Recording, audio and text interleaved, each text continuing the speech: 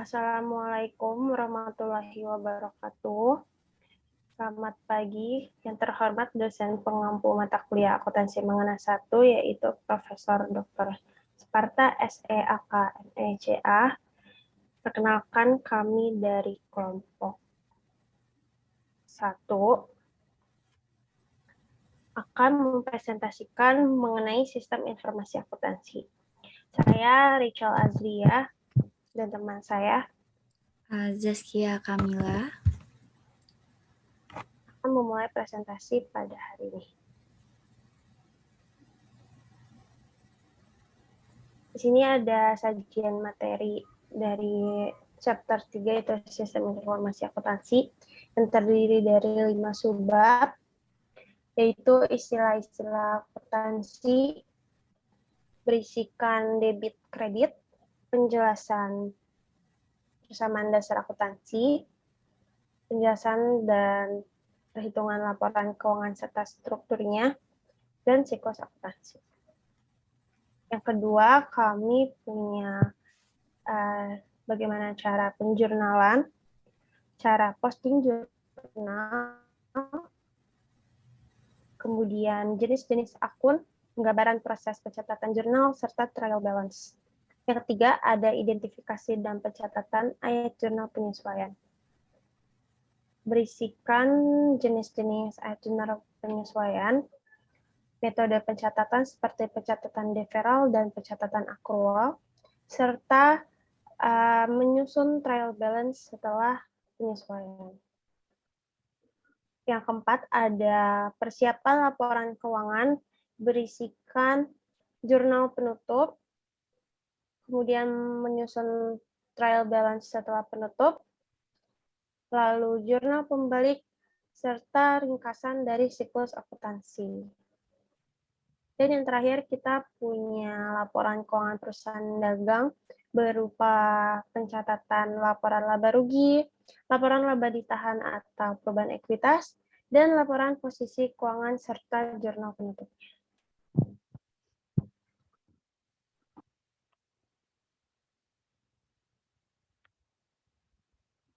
Nah, yang pertama di sini adalah ada istilah dasar akuntansi.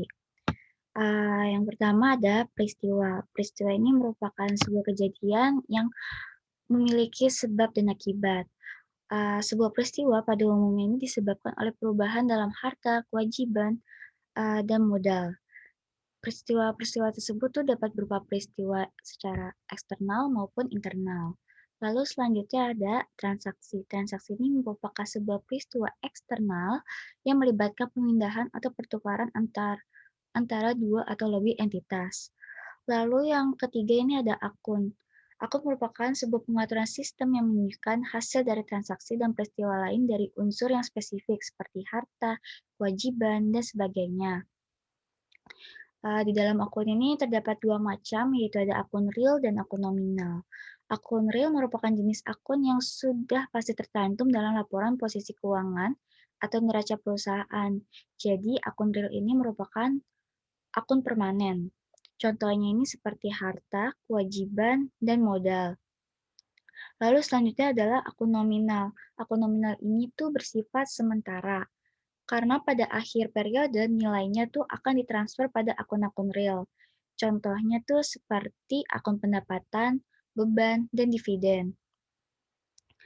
Lalu yang selanjutnya ada buku besar, yaitu buku yang berisi dari akun-akun. Buku besar ini umumnya berisikan seluruh harta, kewajiban, modal, pendapat, dan akun buku besar, dan akun beban.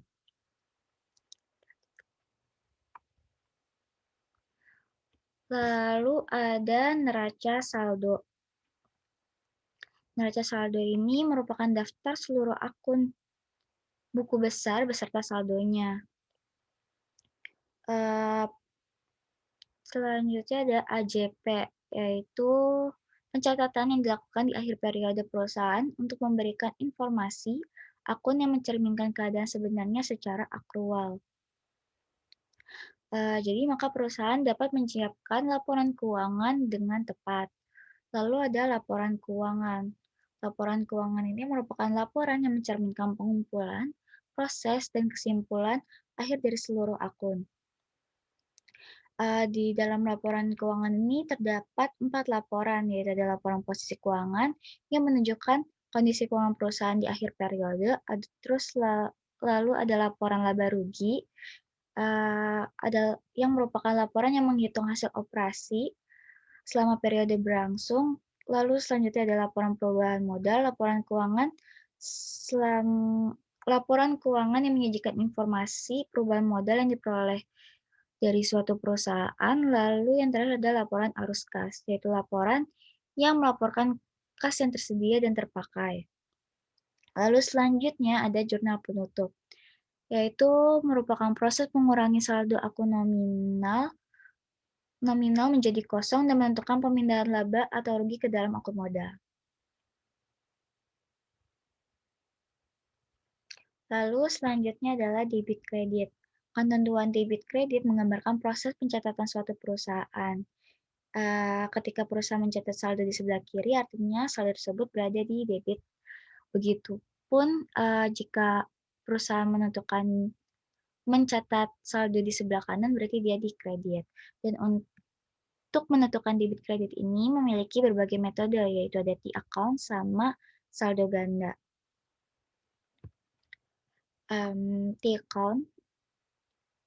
T-account ini berfungsi untuk meringkas data transaksi yang sebelumnya sudah tercatat di dalam jurnal. Di sini ada pada akun aset, jika hartanya memiliki kenaikan, maka kreditnya akan turun. Dan untuk normal balance dalam aset ini berada di sebelah debit. Begitupun juga dengan akun expense. Lalu selanjutnya ada liabilities. Liabilities ini jika dia mengalami penurunan, dia berada di debit. Jika dia mengalami kenaikan, dia ada berada di kredit. Dan untuk normal balance-nya itu, dia berada di kredit. Begitupun juga dengan revenue dan owner's equity.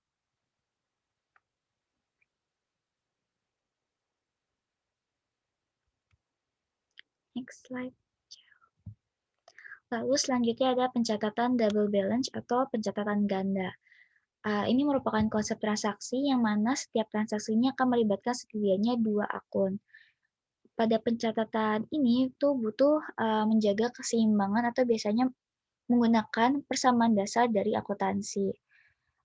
Contohnya di sini ada investasi pemilik di debit sebesar 14.500.000, berarti dia dicatat lagi di saldo debit sebesar 14.500.000. Lalu untuk membayar sewa gedung ini, dia dikredit sebesar 1.500.000.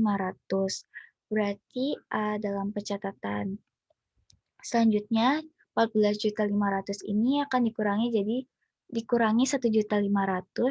menjadi 13 juta. Lalu untuk meminjam uang di bank, dia itu di debit sebesar 5 juta. Berarti di saldo debit dia akan bertambah sebesar 5 juta, jadi 18 juta. Lalu untuk membayar iklan, karena dia mengurangi harta, jadi dia di kredit sebesar 3.600.000. Jadi di saldo sini tuh dia di saldo debit dia akan berkurang.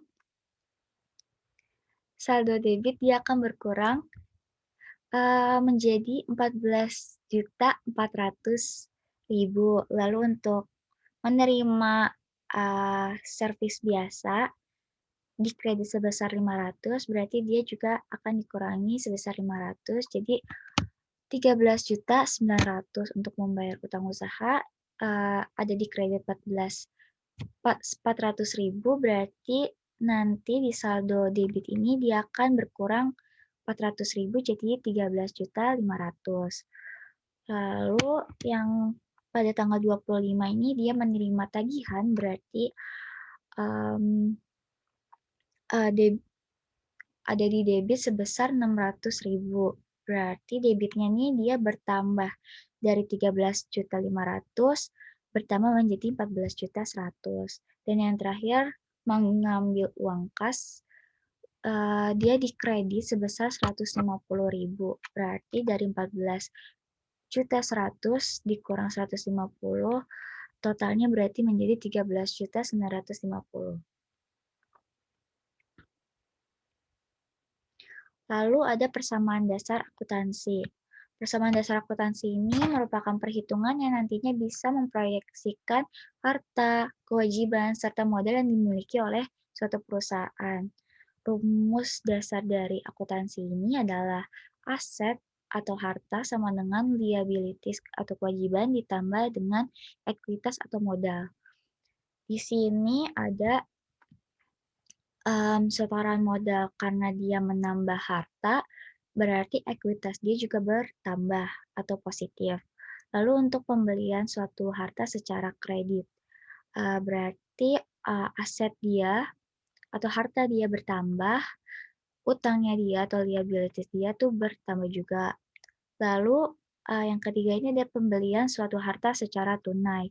Berarti karena pembelian harta berarti harta dia bertambah, tapi karena dia membeli secara tunai berarti harta dia juga ikut berkurang. Ya, lalu yang keempat ini dia diterimanya pendapatan, berarti harta dia tuh bertambah, lalu ekuitas atau modalnya juga ikut bertambah.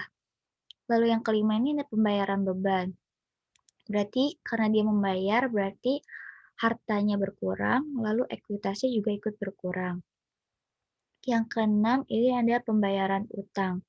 Berarti asetnya dia berkurang, hartanya berkurang, terus utangnya dia atau liabilities-nya juga ikut berkurang. Dan yang terakhir adalah pendapatan masih berupa tagihan. Asetnya dia positif dan ekuitas dia juga positif.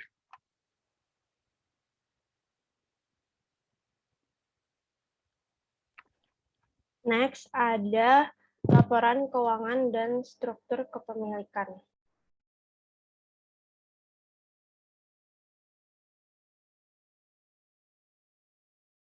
Jadi bagian terpenting dalam perusahaan adalah laporan keuangannya. Dari laporan posisi keuangan sendiri terdapat 3 elemen yaitu share capital, terdapat 2 elemen yaitu share capital dan retained earnings. Laporan laba rugi melaporkan pendapatan dan beban. Laporan laba ditahan melaporkan dividen karena perusahaan melakukan pemindahan dividen terhadap perusahaan lain. Kemudian struktur pemilik perusahaan memerintahkan macam-macam akun yang mempengaruhi modal. Seperti contohnya perusahaan korporasi biasanya menggunakan akun share capital dan share premium. Juga menggunakan akun dividen dan retained earnings. Kalau perusahaan partnership biasanya itu menggunakan akun owner's capital atau owner's drawing. Owner's capital itu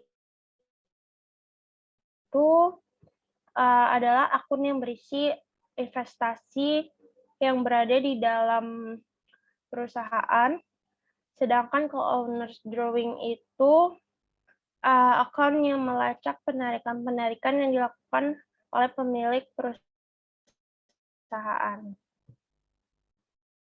Next ada siklus akuntansi, merupakan proses akuntansi sistematis dan bertahap yang dilakukan oleh suatu perusahaan bertujuan untuk memproses berbagai macam bukti transaksi dan mengolahnya menjadi sebuah laporan atau informasi akuntansi pada sebuah entitas dalam jangka waktu periode tertentu. Yang pertama itu kita mulai dari bukti transaksi, yang kemudian kita identifikasi menjadi jurnal, lalu dari jurnal kita posting ke dalam buku besar untuk mengklasifikasikan tiap-tiap akun dan pencatatannya. Setelah dari buku besar kita lanjut ke neraca saldo.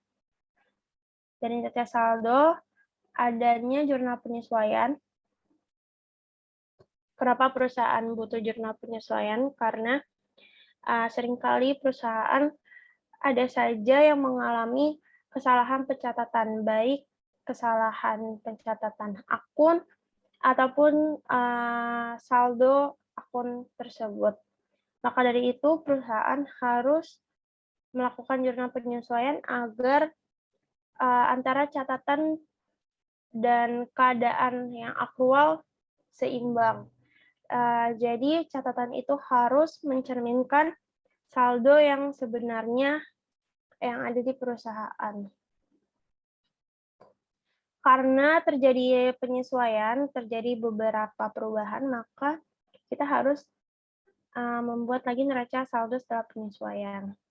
Barulah dari situ kita dapat membuat laporan keuangan yang benar. Dari laporan keuangan kita ke jurnal penutup untuk mengenalkan akun-akun nominal. Setelah itu, neraca saldo setelah penutup untuk pembaruan neraca saldo karena akun-akun nominal telah ditutup. Dan terakhir ada jurnal pembalik. Ini opsional, tapi biasanya digunakan untuk membalik akun-akun jurnal penyesuaian.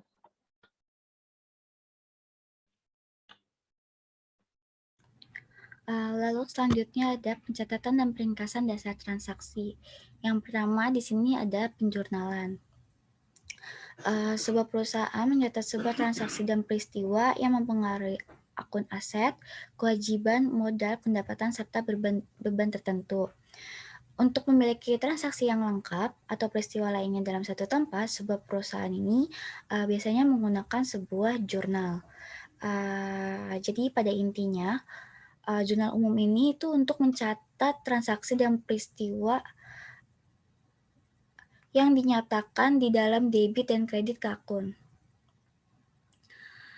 Di sini ada bagian-bagian dari jurnal umum. Yang pertama ini ada tanggal, yaitu untuk memasukkan tanggal transaksi, yaitu yang kedua ada nomor bukti, dapat berupa faktur dan memo.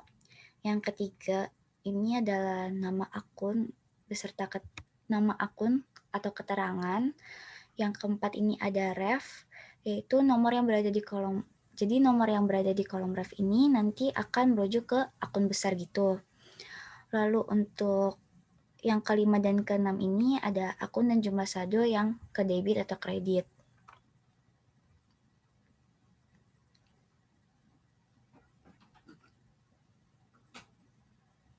Next slide.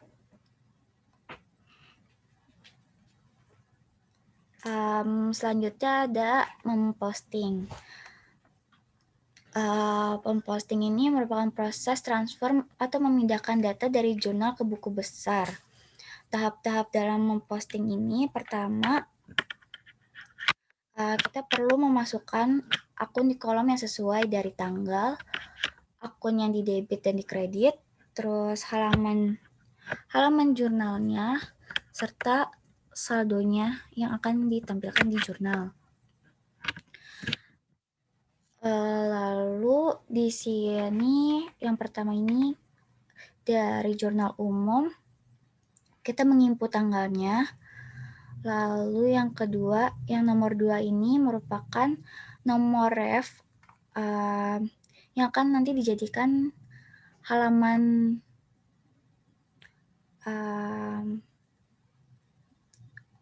nomor yang pada di kolom ref ini nanti pada jurnal ditaruh di sini.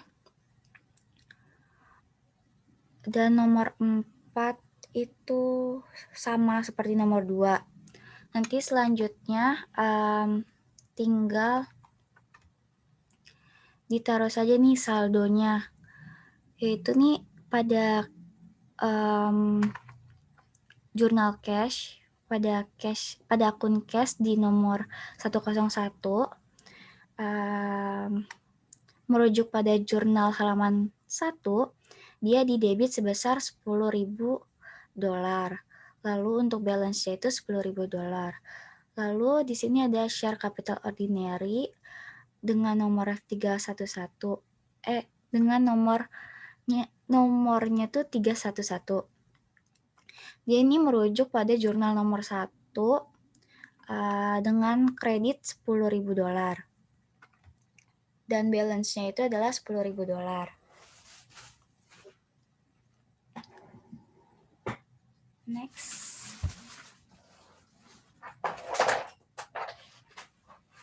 Selanjutnya ada bagan akun. Pada bagan ini, jenis dan jumlah akun dapat diidentifikasi letaknya di dalam buku besar lewat sistem penomoran. Gunanya adalah untuk mempermudah pencatatan dan menghindari adanya kesalahan dalam pencatatan.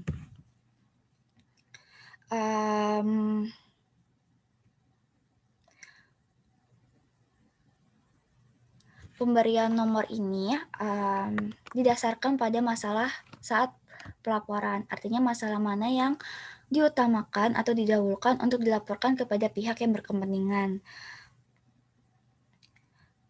Misalnya nih, nomor 1 ini berkaitan dengan harga. Jadi 11 itu kas. Lalu yang nomor 2 ini berkaitan dengan kewajiban. 21. Contohnya nih ada 21 yaitu sebagai utang usaha. Lalu nomor 3 ini berkaitan dengan modal.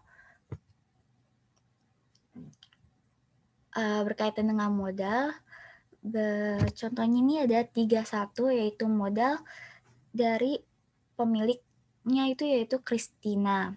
Lalu yang nomor 4 yaitu pendapatan dengan nomornya itu 41 dengan akun pendapatan jasa.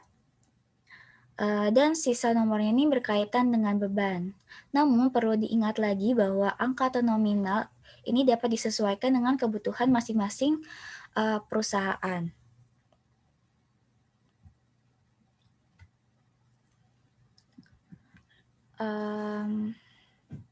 Lalu selanjutnya ada penggambaran proses pencatatan jurnal. Di sini ada contohnya, yaitu pada tanggal 3 Oktober, perusahaan iklan Yazici ini membayar sewa kantor di bulan Oktober secara cash sebesar $9.000. Jadi yang pertama-tama kita ini perlu menganalisa transaksinya dulu atau analisa dasar. Di sini akun beban sewa bertambah sebesar $9.000 karena pembayaran hanya berlaku untuk bulan tersebut. Lalu kasnya ini berkurang, kas pada harta berkurang sebesar $9.000 karena dia kan membayar sewa kantor gitu. Dan untuk persamaan dasarnya, karena dia membayar berarti hartanya berkurang $9.000 dan ekuitasnya juga ikut berkurang $9.000. Terus untuk analisa debit kreditnya, debitnya dia nanti bertambah di beban, yaitu jadi debit beban sewa sebesar $9.000, lalu kreditnya berkurang di harga, berarti kreditnya adalah kas sebesar $9.000. Next slide. Dan untuk jurnalnya ini pada tanggal 3 Oktober, di sini ada rent expense dengan nomor 729, dia di debit sebesar 9.000. Lalu untuk kreditnya adalah cash dengan nomor 101, di kredit sebesar $9.000. Lalu kita memposting ke buku besar. Di sini pada buku besar ini dia bakal ditaruh di sebelah cash, ditaruh di sebelah kanan karena dia kan dikredit sebesar $9.000. Dan untuk rent expense ini nanti dia diposting di sebelah kiri karena dia di debit sebesar $9.000. Lalu selanjutnya ada neraca saldo atau trial balance. Neraca saldo ini berisi dari beberapa akun dan saldonya di waktu tertentu. Perusahaan ini biasanya menyiapkan neraca saldo tuh di akhir periode.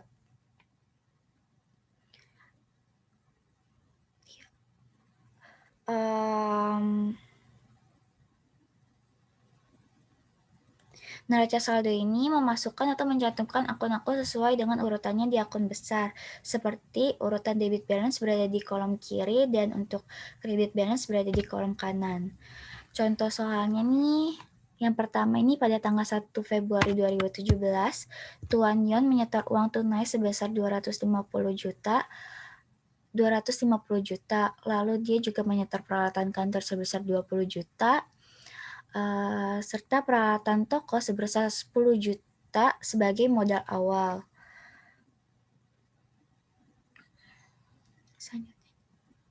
Next slide. Jadi kita jurnal nih, dia kan menyetor uang cash, berarti nama akunnya itu adalah cash, di debit sebesar 250 juta karena dia masukkan hartanya menambah. Terus peralatan kantor di debit karena dia juga bertambah sebesar 20 juta. Lalu peralatan tokonya juga bertambah sebesar 10 juta. Dan untuk kredit ya adalah total dari uang kas ini yaitu 280 juta rupiah. Lalu step kedua ini kita memposting jurnal umum tadi ke buku besar. Tadi di jurnal sebelumnya tuh ada kas sebesar 250 juta. Berarti pada tanggal 1 kita memposting kas di debit sebesar 250 juta dengan balance di debit sebesar 250 juta.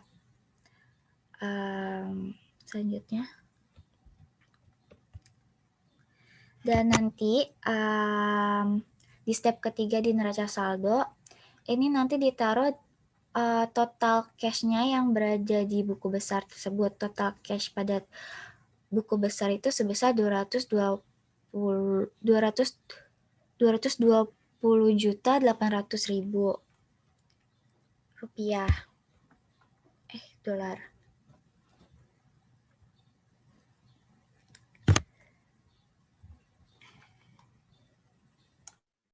Selanjutnya adalah sistemasi dan pencatatan AJP. Identifikasi dan pencatatan AJP, jurnal penyesuaian. Jadi ayat jurnal penyesuaian ini dibagi menjadi dua metode yang setiap metodenya itu memiliki subkategori. Menjadi dua metode yaitu deferral yang terdiri dari prepaid expense dan unearned revenue, serta accrual yang terdiri dari accrued revenue dan accrued expense. Next adalah pencatatan deferral. Pencatatan deferral itu penangguhan pengakuan atas suatu beban yang telah dibayar atau pendapatan yang telah diterima. Akun yang membutuhkan penyesuaian itu biasanya beban dibayar di muka, supplies atau perlengkapan, dan pendapatan diterima di muka. Ketiga akun tersebut memiliki dua pendekatan, yaitu pendekatan neraca atau harta dan pendekatan laba rugi atau beban. Ini adalah contoh pencatatan deferral. Di sini kita pakai akun prepaid expense atau beban dibayar di muka, yaitu beban yang sudah dibayar perusahaan tetapi belum diakui sebagai beban pada periode yang bersangkutan. Nah, kenapa belum diakui? Biasanya itu karena konsumen sudah memberikan kita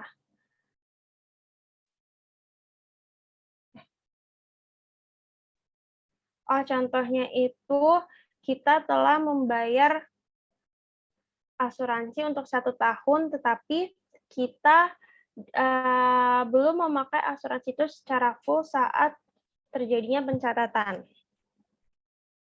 Nah, kalau untuk pendekatan harta itu kita 2 kali mencatat. Yang pertama mencatat saat transaksi itu dilakukan, dibuatnya di jurnal umum pada tanggal 1 Agustus 2016, maka dicatat sebagai asuransi dibayar di muka sebesar 14 juta dan kas dikredit sebesar 14 juta. Nah, untuk AJP-nya di 31 Desember, maka kita mendebit akun beban asuransi sebesar 6 juta dan mengkredit asuransi dibayar di muka sebesar 6 juta. 6 juta itu dapat dari mana? 6 juta itu dapat dari terhitung tanggal 1 Agustus sampai 31 Desember sebanyak 5 bulan. Nah, kita tuh harus cari dulu harga asuransi per bulan itu berapa. Karena di sini untuk 1 tahun 14.400.000, maka kita bagi 12. Dapatlah hasil 1,2 juta per bulan. Karena pencatatan ini dilaksanakan pada 31 Desember, maka beban itu adalah jumlah yang telah kita pakai. 5 bulan dikali 1,2 juta, dapatlah 6 juta. Next, pendekatan laba rugi. Pendekatan laba rugi lebih simpel karena kita tinggal mendebit akun beban dan mengkredit kas. Jadi dia itu kita tidak perlu menghitung berapa beban yang telah kita pakai. Jadi dia langsung untuk 1 tahun dicatat. Ini typo, harusnya 14.400 ya. Next, ada perlengkapan atau supplies. Nah, catatan perlengkapan atau barang yang habis pakai juga bisa pakai 2 pendekatan, seperti pendekatan neraca dan laba rugi. Di sini contohnya dalam neraca saldo periode 31 Desember 3.600.000. Sedangkan persediaan perlengkapan yang masih ada sebesar 31 Desember pada saat 31 Desember ada 1.200.000. Maka perlengkapan yang dipakai dalam periode tersebut adalah 2.400.000 hasil dari 3,6 dikurang 1,2. Jadi seperti yang sudah saya jelaskan sebelumnya, beban adalah sesuatu yang telah kita pakai dan kita rasakan manfaatnya. Maka kita mendebit beban perlengkapan sebesar 2.400.000 karena 2.400.000 yang telah terpakai dan mengkredit perlengkapan sebesar 2.400.000. Kalau dengan pendekatan laba rugi, saat pembelian perlengkapan, kita langsung dicatat dengan mendebit akun beban perlengkapan dan mengkredit kas atau utang jika dibayaran dengan kredit.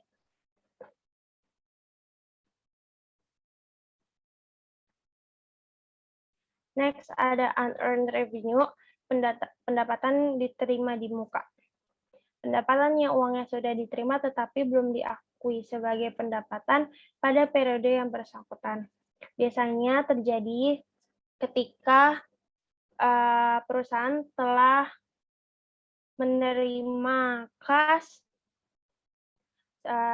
dari customer, tapi perusahaan belum memberikan effort baik berupa jasa atau barang. Contoh, pada tanggal 1 September 2016 diterima sewa gedung untuk 1 tahun sebesar 30 juta. Anda diminta untuk menghitung dengan pendekatan neraca dan laba rugi. Seperti yang sebelumnya, pendekatan neraca atau harta di jurnal 2 kali. Di jurnal saat terjadinya transaksi dibuat di jurnal umum pada tanggal 1 September 2016 dengan mendebit kas 30 juta dan sewa diterima di muka 30 juta. Lalu untuk AJP-nya di akhir periode di 31 Desember, kita mendebit sewa diterima di muka 10 juta dan pendapatan sewa 10 juta. 10 juta itu dari mana? Dari 30 juta ini kan untuk 1 tahun, maka kita harus cari per bulannya. 30 juta dibagi 12, 2.500.000 per bulan. Dan jumlah pendapatan itu adalah jumlah yang telah kita akui sebagai pendapatan. Karena hitungannya dari 1 September sampai 31 Desember 4 bulan, maka 4 dikali 2.500.000 sama dengan 10 juta. Kemudian dengan metode pendekatan laba rugi, saat menerima uang, pencatatan langsung dilakukan dengan mendebit akun kas dan mengkredit pendapatan secara full, yaitu 30 juta kas didebit dan pendapatan sewa 30 juta dikredit. Selanjutnya ada pencatatan akrual, terdiri dari 2 akun, yaitu accrued revenue, pendapatan yang uangnya belum diterima secara tunai tapi sudah diakui sebagai pendapatan untuk periode yang bersangkutan, dan accrued expense, yaitu beban atau biaya yang sudah diakui dalam pembukuan tetapi belum dibayar.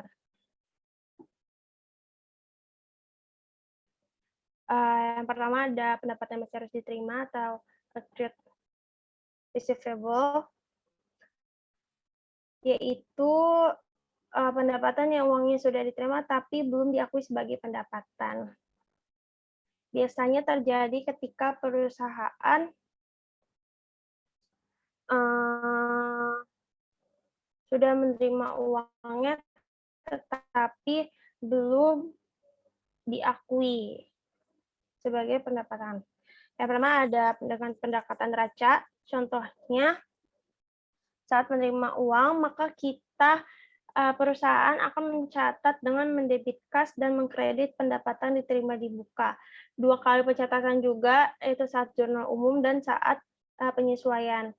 Saat jurnal umum kita mendebit kas dan mengkredit pendapatan diterima di muka. Saat AJP kita mendebit sewa diterima di muka dan pendapatan sewa. Serta dengan pendekatan laba rugi, kita hanya perlu langsung mendebit kas dan mengkredit pendapatan. Dan terakhir ada beban yang masih harus dibayar atau accrued payable. Beban yang realisasi pembayarannya belum terjadi tetapi sudah menjadi beban karena perusahaan menerima manfaatnya sehingga merupakan utang periode yang bersangkutan. Contohnya ini beban LAT. Jadi kita itu biasanya melakukan penyesuaian kan di 31 Desember. Dari tanggal 1 Desember sampai 31 itu kita kan sudah menerima manfaatnya si LAT. Maka itu terhitung sebagai beban yang terutang karena kita kan nggak langsung bayar per harinya, kita tunggu di akhir bulan baru kita bayar. Maka itu dimasukkan ke dalam beban terutang. Atau bisa juga perusahaan membayar beban LAT di bulan sebelumnya, bisa bulan November, Oktober, September, dan lain-lain.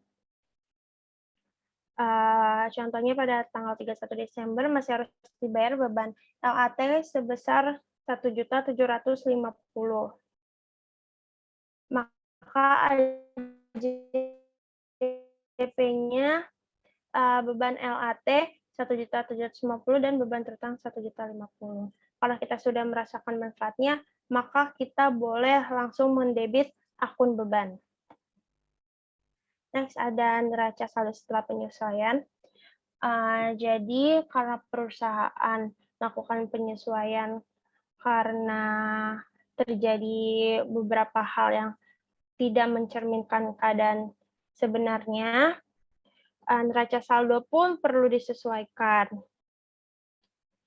Caranya itu kita butuh jurnal penyesuaian dan neraca saldo yang belum disesuaikan. Contoh 31 Desember yang pertama ini, piutang usaha sebesar 400 di debit. Nah, kita lihat nih piutang usaha di neraca saldo ada 3.500.000. Karena di kedua ini berada di saldo debit, maka menjadi plus, menjadi nilai tambah untuk saldo piutang usaha. Dan kita catat di neraca saldo setelah penyesuaian sebesar 3.900.000. Contoh lagi, untuk pendapatan penjualan 400.000 bertambah di kredit. Karena pendapatan penjualan atau sales memang saldo normalnya di debit, maka menjadi nilai tambah pula untuk di pendapatan penjualan di neraca saldo sebelum penyesuaian. Ini ada 11 juta, di sini ada 400, maka kita akan menaruh 11.400.000 di neraca saldo setelah penyesuaian. Kemudian ada biaya utilitas 1.900.000 ada di debit. Dan kita cari sini biaya utilitas. Nah, ini kan nggak ada biaya utilitas. Karena dia ada penyesuaian, maka kita harus tambah akun. Nah, di sini ada nih, jadi 1.900.000. Kemudian ada utang utilitas. Utang utilitas kan juga nggak ada nih sebelumnya. Karena dia ada di jurnal penyesuaian, maka kita harus tambahin akun lagi. Tuh, jadi ada kan di sini 1.900.000. Terus ada biaya perlengkapan umum 700.000. Biaya perlengkapan umum di sini kan nggak ada. Oh, ini ada 2.500.000. Karena sini debit, di sini debit, berarti menjadi nilai tambah jadi sebesar 1.800.000. Dan untuk seluruh transaksi jurnal penyesuaian, caranya seperti itu.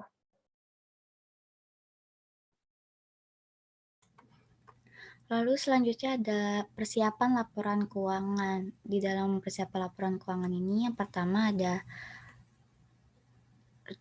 jurnal penutup.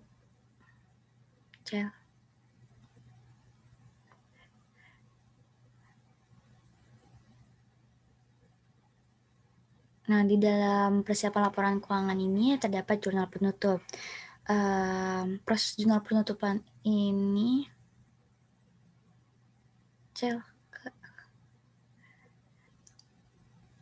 Nah, proses jurnal penutup ini adalah mengurangi saldo nominal menjadi 0 pada akhir periode untuk transaksi periode selanjutnya. Jadi, akun-akun yang berada di akun laporan laba rugi ini akan dikurangi. Seperti akun persediaan dan juga akun pendapatan dan beban.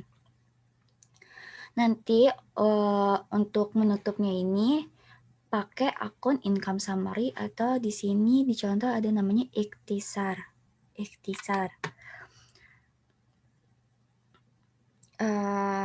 Jadi maksudnya ini saat dalam pencatatan jurnal pendapatan atau revenue ini kan selalu berada di kredit. Dan nanti pada saat penutupan, pendapatan atau revenue ini akan berada di sisi debit dan sisi kreditnya ini adalah ikhtisar atau income summary gitu. Begitu juga dengan akun beban. Beban ini kan ada di kredit. Nanti pas penutupan atau pas penutupan dia ini akan berada di sisi debit dan untuk sisi kreditnya itu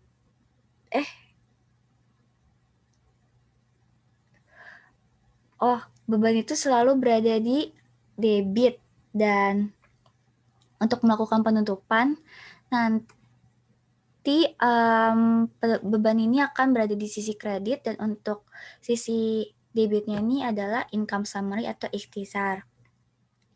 Dan untuk akun harta, kewajiban, dan modal ini tidak perlu dilakukan penutupan karena mereka itu merupakan akun real.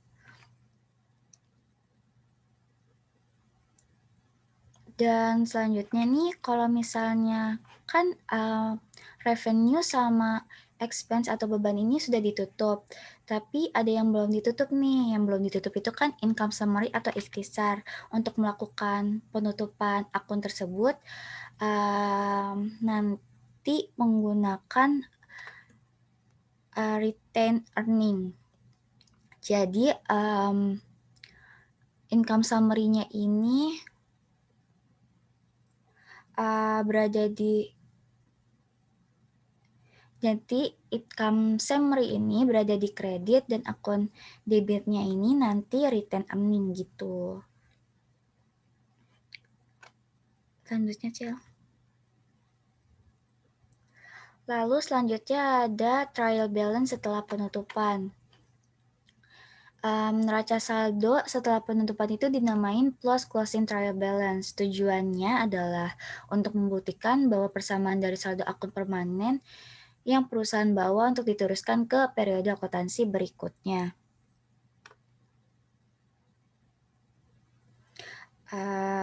Karena semua akun temporer itu memiliki saldo 0, maka nanti post closing ini akan berisikan akun permanen kayak harta, terus ada utang, terus ada juga pokoknya akun-akun berisikan akun-akun real gitu.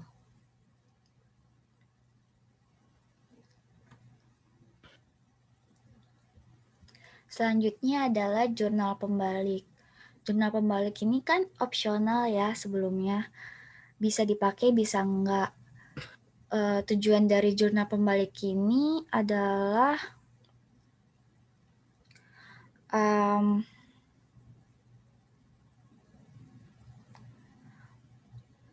tujuannya adalah agar mengurangi adanya kesalahan dari penjurnalan kita sebelumnya. Terus juga bisa mempermudah pengawasan serta menjamin konsistensi pencatatan jurnal.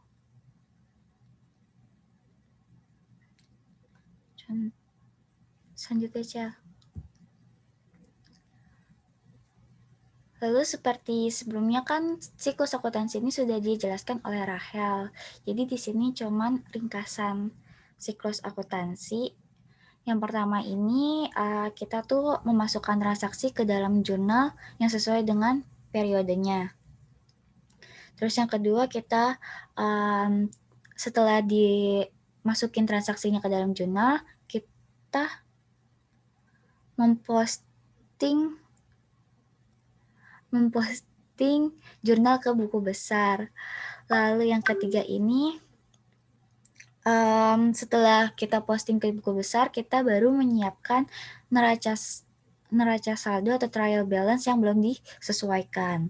Lalu selanjutnya kita baru menyiapkan jurnal penyesuaian dan kita posting lagi ke buku besar.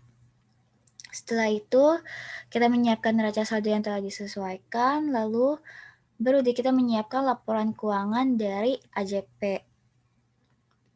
Setelah semuanya kelar laporan keuangan, kita baru bisa melakukan jurnal penutupan.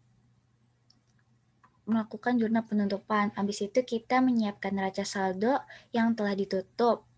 Dan yang terakhir ini adalah jurnal pembalik. Seperti yang dijelasin sebelumnya, ini opsional, jadi bisa dipakai, bisa enggak.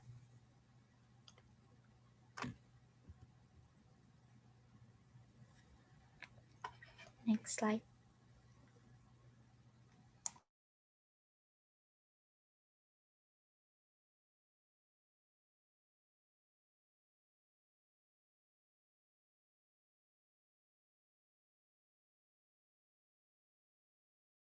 Kemudian yang terakhir ada laporan keuangan perusahaan dagang. Itu terdiri dari laporan laba rugi yang pertama. Laporan laba rugi adalah laporan yang melaporkan hasil mengenai aktivitas operasional perusahaan dengan menghitungkan pendapatan dan beban-beban selama satu periode yang kemudian ditentukannya perusahaan tersebut memperoleh laba atau rugi. Contohnya dari PT Maju Jaya ini terbagi menjadi 4 kepala akun. Yang pertama ada pendapatan penjualan atau sales. Kalau untuk perusahaan jasa, nama akunnya itu pendapatan usaha atau service revenue. Menampilkan hasil dari kegiatan utama perusahaan. Hasil penjualan. Kalau untuk perusahaan jasa, dia itu pendapatan utama yang dihasilkan dari pembelian jasa. Nah, Pendapatan penjualan atau sales itu terdiri dari retur, potongan, dan cadangan kerugian piutang. Tapi karena di sini tidak ada akunnya, maka tidak perlu ditulis. Nah, di sini diketahui bahwa penjualannya itu 2.693 juta rupiah. Lalu ada retur penjualan. Retur dan potongan penjualan ini bersifat mengurangi saldo penjualan. Karena untuk mencari penjualan bersih, penjualan harus dikurangi dengan retur, potongan, dan jika ada cadangan kerugian piutang itu juga mengurangi. Maka penjualan bersihnya senilai 2.677.814 juta rupiah. Next ada harga pokok penjualan atau HPP atau COGS atau Cost of Goods Sold, yaitu rumusnya persediaan awal dikurangi dengan pembelian, ditambah dengan pembelian, ditambah juga dengan beban angkut, lalu dikurangi pembelian, dikurangi retur pembelian, dikurangi juga potongan pembelian. Jadi pembelian bersihnya sebesar 2.114 juta.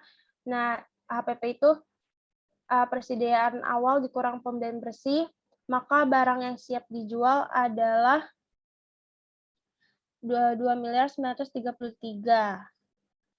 Lalu dikurangi persediaan akhir 915, jadi harga pokok penjualannya adalah 2.018 juta.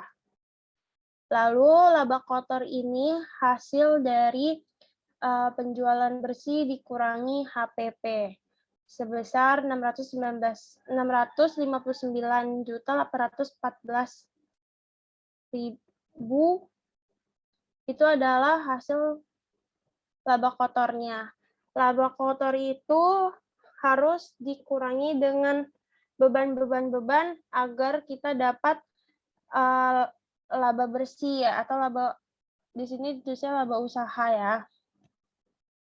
Nah, ini laba kotornya 659.814. Lalu di sini total bebannya itu 238.050.000, dikurangilah, maka hasilnya segini, 173.114, 173.114.000. Nah, di sini ada pendapatan di luar usaha atau other income, yaitu pendapatan yang diperoleh di luar aktivitas utama sebuah perusahaan. Bisa berupa misalnya kayak interest income, hasil bunga dari bank itu bisa dapat juga. Tapi kalau di sini nggak ada, ditulisnya cuma pendapatan luar usaha sebesar 2.700, dia menambahi saldo dari laba bersih. Dan biasanya juga perusahaan itu memiliki beban di luar usaha seperti beban pajak penghasilan itu bisa mengurangi laba. Other expense. Nah, next ada laporan perubahan laba ditahan.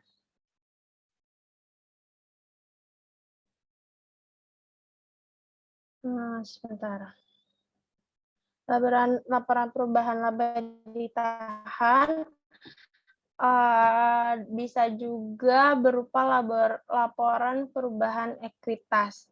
Jadi pada bentuk badan usaha persero, firma dan persekutuan komanditer, laporan yang dibuat adalah laporan perubahan ekuitas atau capital statement.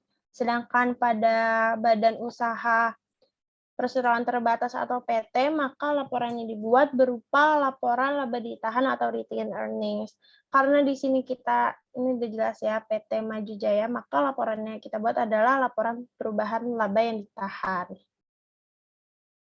Nah, kalau instrumen dalam laporan ekuitas dan perubahan modal sebenarnya sangat mirip, yaitu sama di sini ada saldo awal 145 juta laba bersih. Laba bersih itu kita ambil dari hasil laba yang tadi kita hitung di laporan laba rugi. Ini sorry ya, ketutupan. Yuk masukin ke sini. Kemudian jika rugi ya berarti dia mengurangi laba, jika rugi ya dia mengurangi saldo awal atau modal awal, kalau laba ya dia menambahi. Ada juga pembagian dividen untuk bagian laba perusahaan yang dibagikan kepada para pemegang saham di perusahaan tersebut. Karena di sini nggak ada yang pemegang saham, maka kita skip buat step itu. Lalu ada saldo akhir, yaitu saldo awal perusahaan yang sudah ditambah atau dikurangi laba atau rugi yang telah kita hitung sebelumnya di laporan laba rugi. Next itu ada laporan posisi keuangan. Jadi laporan posisi keuangan ini menggambarkan posisi keuangan perusahaan pada periode tertentu.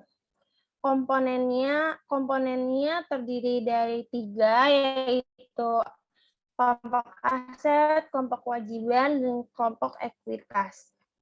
Yang pertama itu kelompok aset di sebelah kiri berisikan semua kekayaan yang dimiliki suatu perusahaan ya, baik itu berwujud maupun tidak berwujud, baik itu dapat tinggal dengan uang yang digunakan dalam aktivitas perusahaan atau aktivita yang diklasifikasikan menurut likuiditasnya seperti aktiva lancar, investasi, aktiva tetap, dan aktiva tidak berwujud, dan aktiva lain-lain. Kemudian di sini aktiva lancar terdiri dari kas, piutang dagang, persediaan barang dagang, perlengkapan, iklan dibayar muka, dan asuransi yang dibayar di muka. Nah, di sini ada aktiva tetap seperti peralatan toko dan akumulasinya, serta tanah dan gedung. Lalu di sini ada kewajiban. Kewajiban diklasifikasikan menurut urutan jatuh temponya dari yang paling pendek ke yang paling panjang. Serta untuk utang utang lainnya gitu. Di sini kan utang lancarnya ada utang dagang, beban terutang. Ini termasuk utang jangka pendek karena dia itu jatuh temponya paling lama 1 tahun. Kemudian ada utang bank, termasuk utang jangka panjang lebih dari 1 tahun. Dan di sini ada komponen ekuitas. Diklasifikasikan menurut kekekalannya. Di sini berupa modal saham dan laba yang ditahan yang sudah tadi kita hitung di laporan perubahan laba. Ini 320 kan, saldo akhirnya kita masukin ke sini. Kemudian karena ini PT meliputi modal saham, agio saham atau premi, dan laba yang ditahan, sedangkan untuk koperasi dia itu memakai akun simpanan pokok, simpanan wajib, dan cadangan. Yang terakhir ada arus kas atau cash flow, laporan yang berisi arus kas masuk dan keluar suatu perusahaan dalam periode tertentu yang bermanfaat bagi pengguna informasi akuntansi untuk menilai kemampuan perusahaan dalam menghasilkan kas. Di sini kita perlu cash flow karena laba bersih sendiri tidak menjamin bahwa perusahaan tersebut memiliki kas yang cukup untuk membiayai perusahaan ke depannya.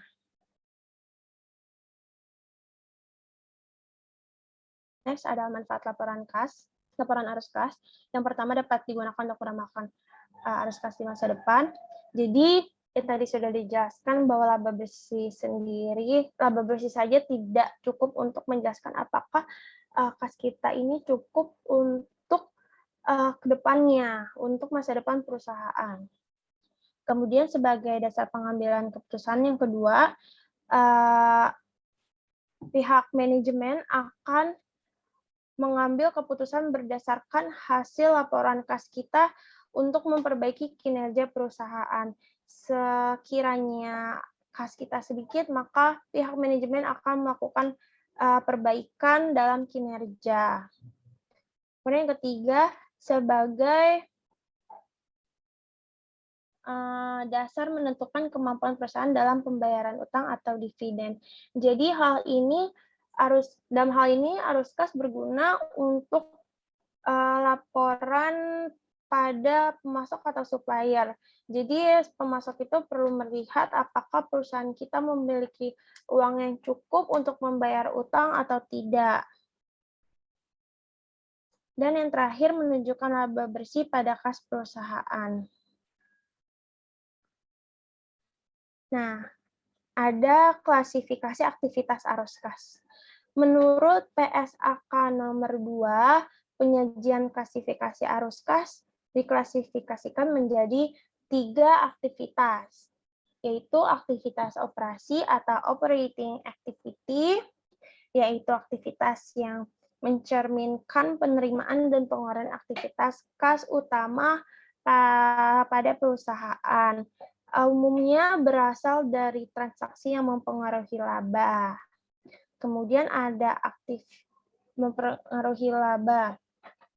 Contohnya seperti pembayaran kas kepada pemasok dan karyawan. Yang kedua ada aktivitas investasi atau investing operation,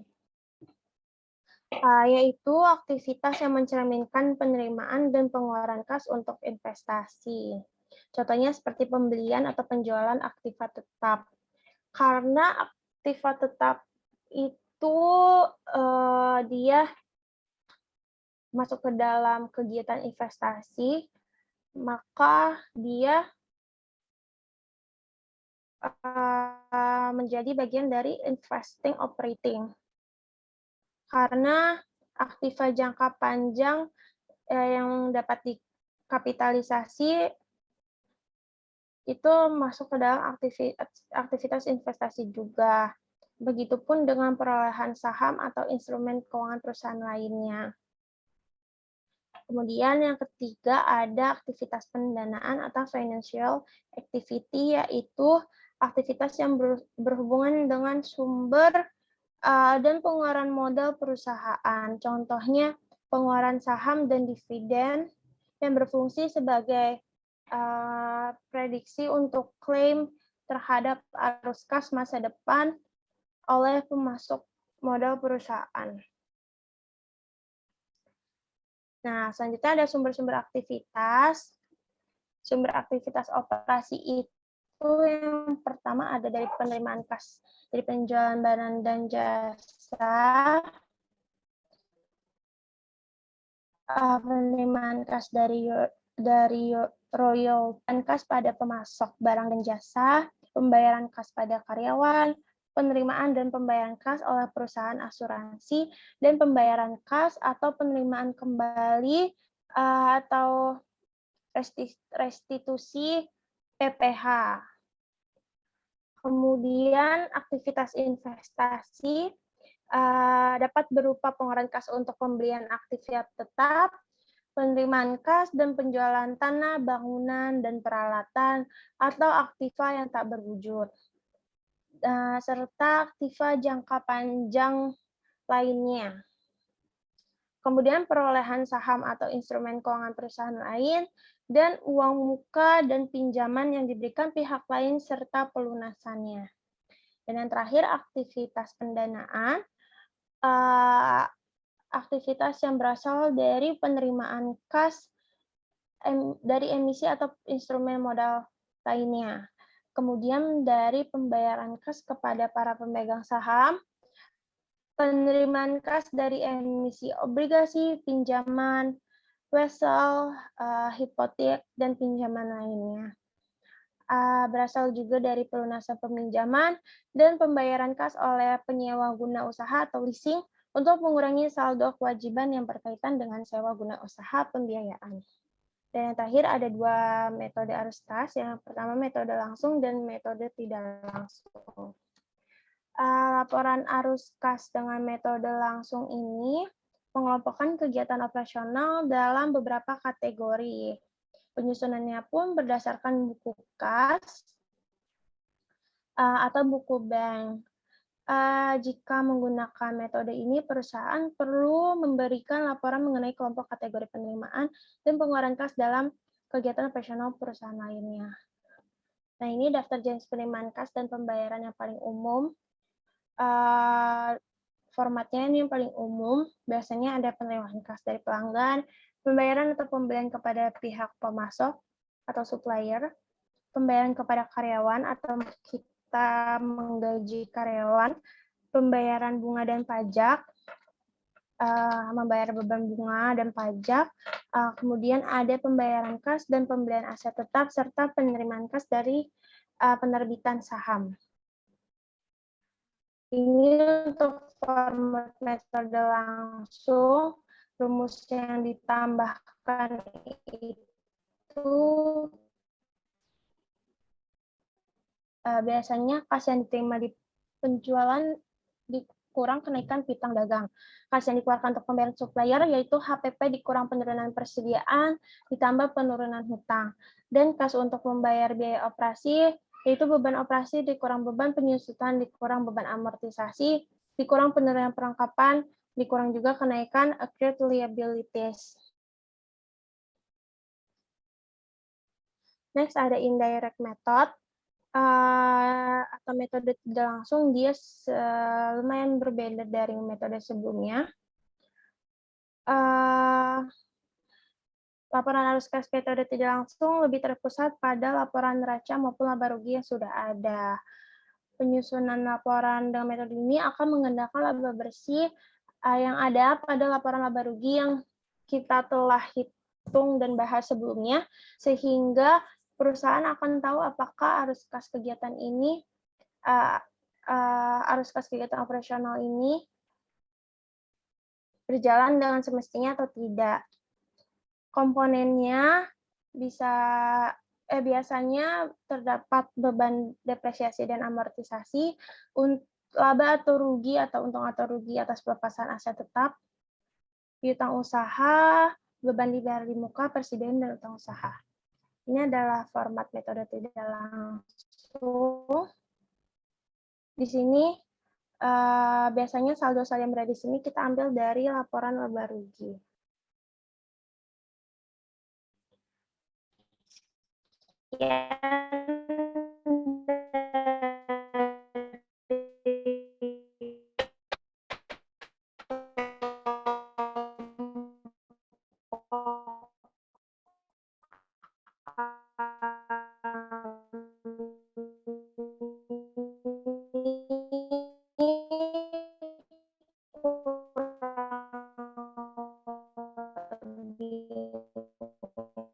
Mohon maaf.